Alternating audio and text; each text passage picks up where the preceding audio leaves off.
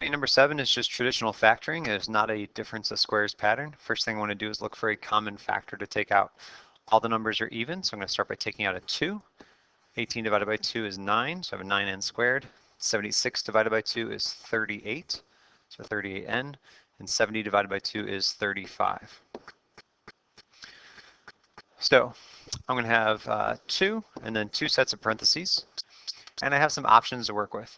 I know for this negative 35, that's pretty much going to be some type of 5 and 7. And one of these is going to be negative and one's going to be positive.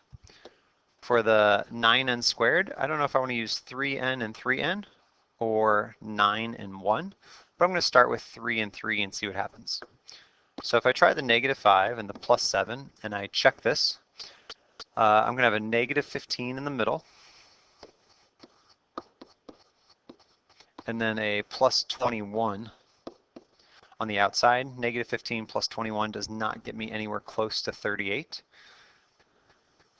And I don't need to switch the 5 and 7, maybe the negative and positive, but I don't need to switch the 5 and 7 because I'm using 3n and 3n. So that didn't really work. So instead of 3n and 3n, we're going to switch to 9 and 1. And I will have to try to change some things around here if this doesn't work. So for the 9, for the inside numbers I have negative 5n, and the outside numbers I have 63.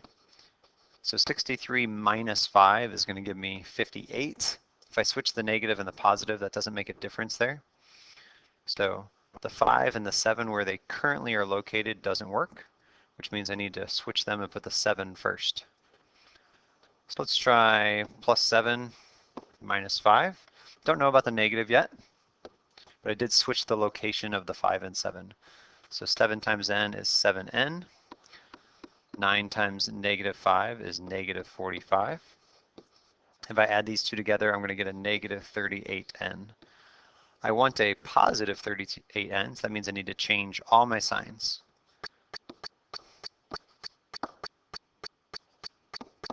So 9n minus 7 and n plus 5 will work.